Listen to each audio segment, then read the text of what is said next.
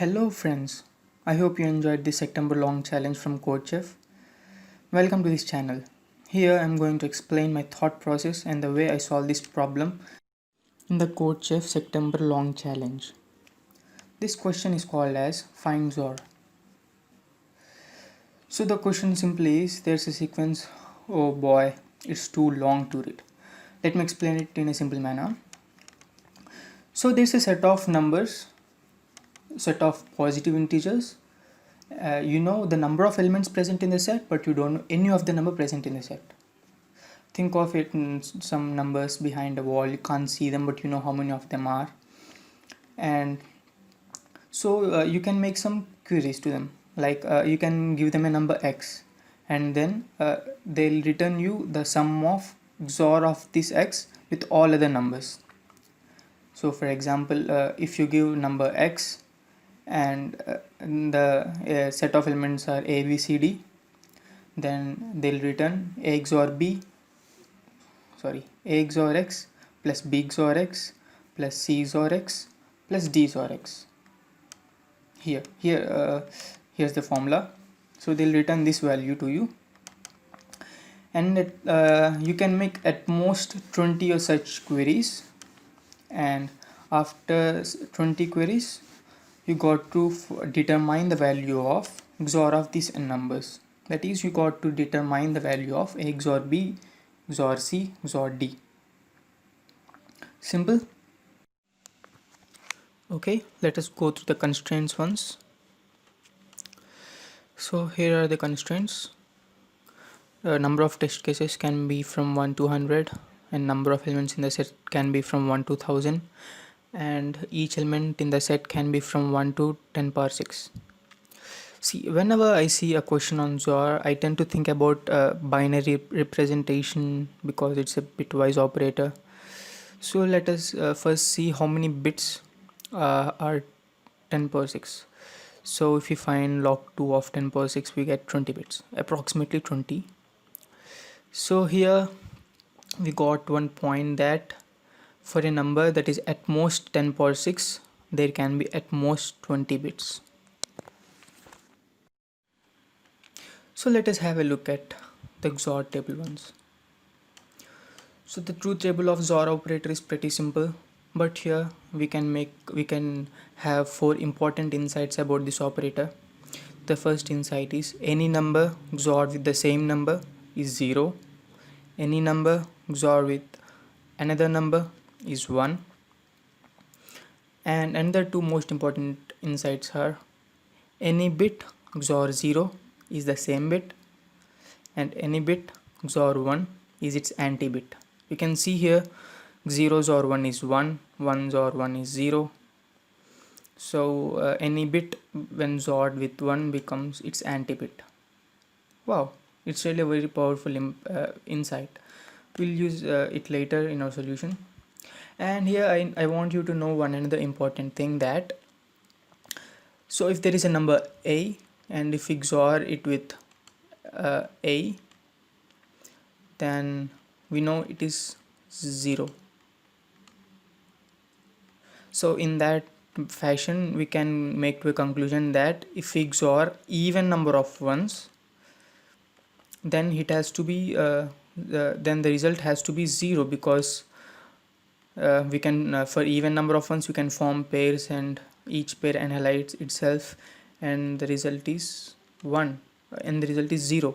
But if there are odd number of ones, then we can make only pairs, but there will be one which cannot be paired. So though all other pairs annihilates themselves, this one will remain and the XOR will be 1. So here if we XOR even number of ones, it is 0. If we XOR odd number of ones, it's 1. Clear? After this conclusion, I started to think that to find our answer, why don't we go bit by bit? So in our answer, which is XOR of all the numbers in the set, the ith bit is dependent on the number of numbers in the set that have 1 at their ith bit. If even number of numbers in the set have 1 at their ith bit, then the answer has to be 0, because there are even number of ones and all of them annihilates themselves, and the ith bit in our answer has to be 0, else it has to be 1. Yeah, it might be tricky at the first. Please pause the video and think about it and proceed if you are clear. Okay, if it is still not clear, let me give you an example. Look at here. Let us assume that the set has 1, 2, 3, 4, 5, 6 numbers. And we don't care about all the other bits. Let us just care about the ith bit of each number. And let us assume the ith bit of each number is 1, and for second number 0, for third number 1, 1, 0, 1. So when we find the XOR of all these numbers, if we find the number of ones, 1, 2, 3, 4. So there are four numbers for which at ith bit the bit is 1, they'll simply annihilate themselves, because this one will cancel out this one will cancel out this one, and the ith bit in our answer has to be 0. Clear? Now how am I going to find the number of ones in ith bit of all these numbers? I don't know, let me think. Let's proceed. After thinking for some time, I thought of a solution.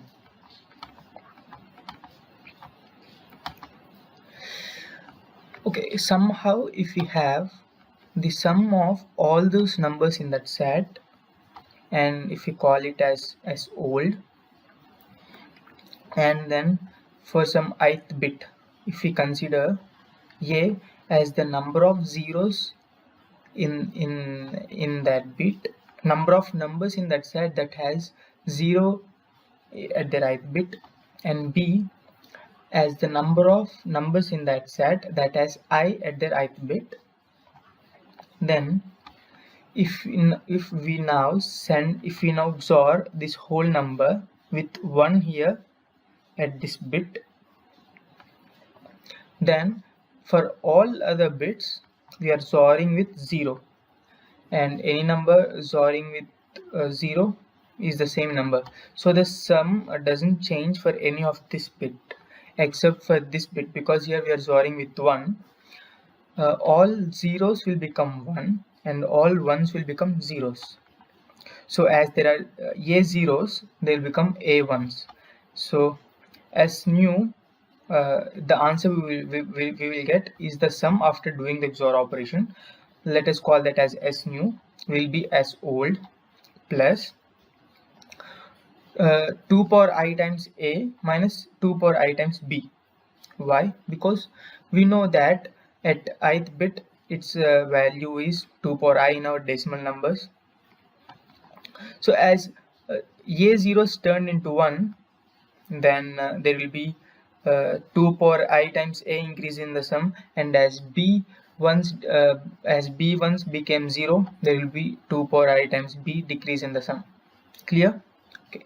Next, if we take 2 power I common, we'll get S new is equals to S old plus 2 power I into A minus B, and moving here and there around, we'll get A minus B is equals to S new minus S old by 2 power I. And we already know that A plus B is equals to 1, because the number of numbers that has 0 plus number of numbers that has 1 at ith bit has to be n, as there are only n numbers. So here A minus B is equals to something and A plus B is equals to something, two equations, two variables. If we solve this, we'll get this equation: B is equals to n minus S new minus S old by 2 power I by 2. Here B denotes the number of ones at the ith bit, and if we think carefully, that was the only thing we need to find the XOR of all numbers. That is the number of numbers in that set that has 1 at their ith bit. Now once we get B, we can see whether B is even or odd. If it is even, we can place 0 at the ith bit, or we can place 1 at the ith bit. But how do we find sum?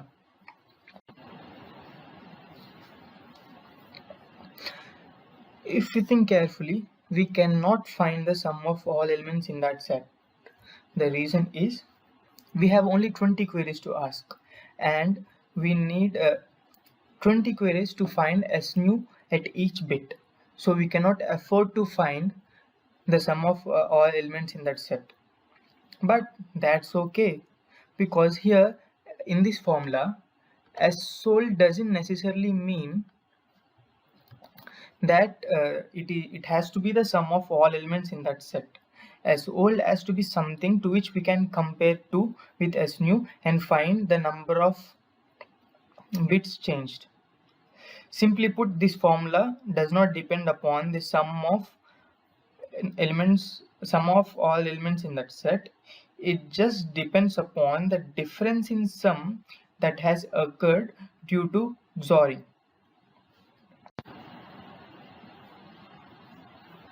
Yeah, as this part of solution is somewhat tricky to understand without an example, I am taking the example that is given by CodeChef in its test case 1 to explain how are we going to find the number of numbers that have 1 in their ith bit. So let's take this array 1, 2, 3, 4. If here are the binary representation of numbers 1, 2, 3 and 4. So we'll use this formula for all other bits except for 0th bit. For 0th bit we are going to use some another strategy, and I'm going to explain that strategy now. So first what we will do, we'll send our first query by sending this number 1. Now as we are sending this number, now the computer will take this number and it will XOR this with this number, this number, this number, this number, and all numbers, and it will sum the resulting answers. So as all these bits are 0, all these bits are not affected by this XORing. The only bits that are going to be affected are this 0th bit. So when this one is XORed with 1, here this 1 becomes 0, as same numbers when XORed together becomes 0. Next, when this number is XORed with this bit becomes 1, as 1 XOR with 0 is 1. Next, when this number is XORed with this number, this bit becomes 0,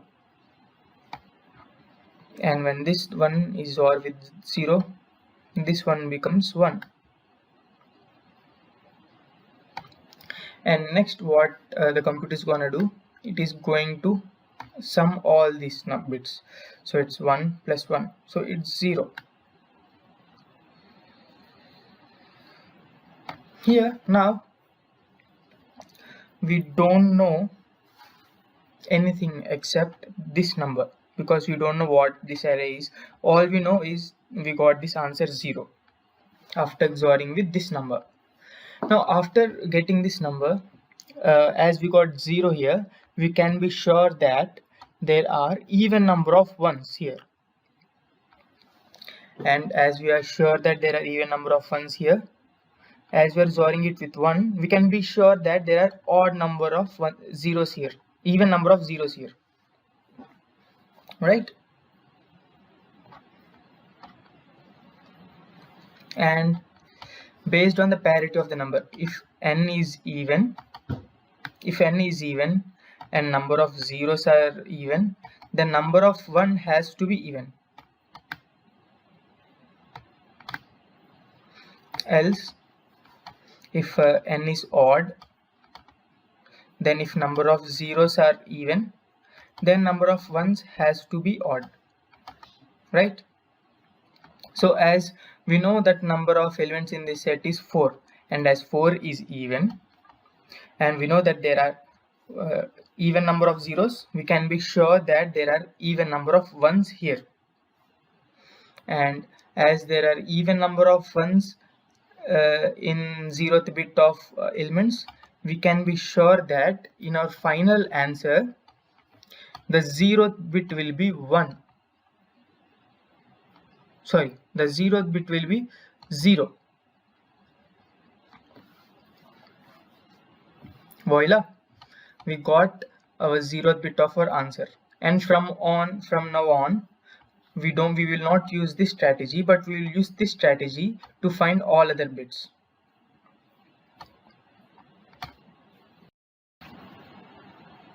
So here's the example. It is the test case given to us by CodeChef. So this is the binary representation of 1, 2, 3 and 4. And so first what do? We send this number. We send all zeros with 1 1 at the 0th bit.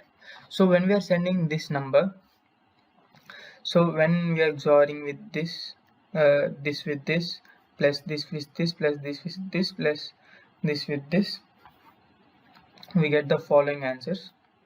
Here we'll get first these all these will be same, all these bits will be same, and here there will be these changes. This 0 will become this one will become 0, this 0 will become 1, this one will become 0, and this 0 will become 1, and this sum is being added. We don't care about this now. And when this is being added, so 1 plus 1 is 0 here, and we get a carry of 1, and we add all this. So 1 plus 1 is 1 plus 1 plus 1 is 1, and carry of 1, and 1 plus 1 is 1, and 1 plus 1 is 0. We answer is 0 with carry of 1, and this one is what here, and all zeros here.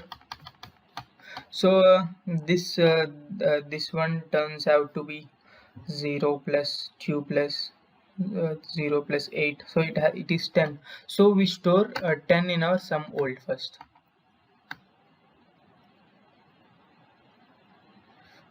Okay, next we know that n is even, and we got answer 0, which means there are even number of ones here, which means there are even number of zeros here.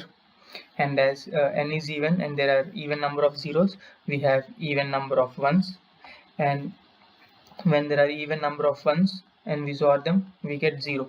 So we put 0 in our main answer. And next what do? We go for the next iteration. Erase all this. Okay, now what do? We send this number 1 and 1. Now what happens? Here this bit remains unchanged. The answer at 0th bit is same as the answer we got earlier.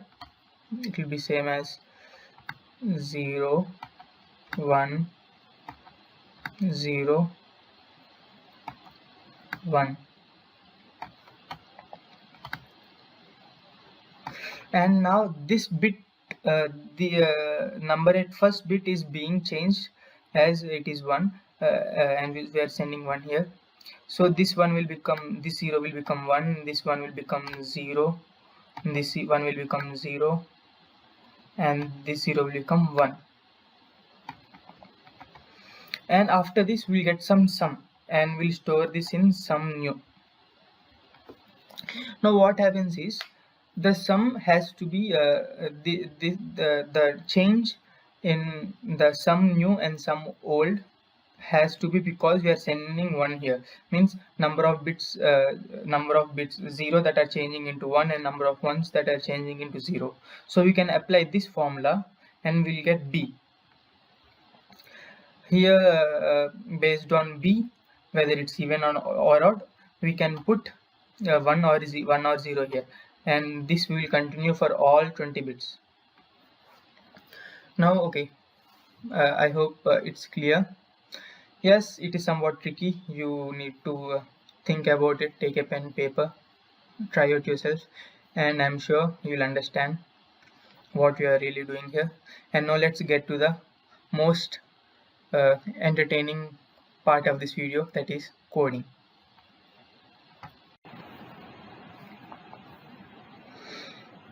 So here's the code. I use CLine as my IDE and C++ as my programming language. So first we take t test cases input, and we do a loop for test cases, and then we take input n, and then we check whether n is even or odd, and then we initialize a variable called as hero, which is going to be your final answer, and then some old. Then first we are going to send 1, 1, and then I'm going to check whether sum old is even or odd. Then I'm checking whether n is even or odd. Based on that, I'm choosing whether should I add 1 or not. That is, should I keep 1 at the 0th index of answer or not. And then I'm running a loop in which I'm finding this formula which we discussed earlier, and then if the number of ones is odd, then I'm adding answer with 2 power I. Here we are writing I minus 1 instead of I, because I'm taking loop I'm starting loop from 2. If you start from loop 1, then you can use 1, and then I'm reinitializing some old as some new, so that this some new will become some old for the next iteration, and then at last I'm printing the answer, and I'm taking verdict as input, and if it is -1 I'm exiting, and that's it. The code is pretty simple. Let us once run it in the code chef. Young nigga move that dope. Young nigga move that dope. Hey, move that dope. Hey, move that dope. Young nigga move that dope. Young nigga move that dope. Young nigga move that dope. Hey, move that dope. Hey, move that dope. Young nigga move that dope. Whip in the air. So guys, yeah, thank you for bearing with me and listening to my horrible explanation of this horrible solution. And please subscribe to my channel and give me feedback about this explanation and the things that I should change in my next videos. And thank you.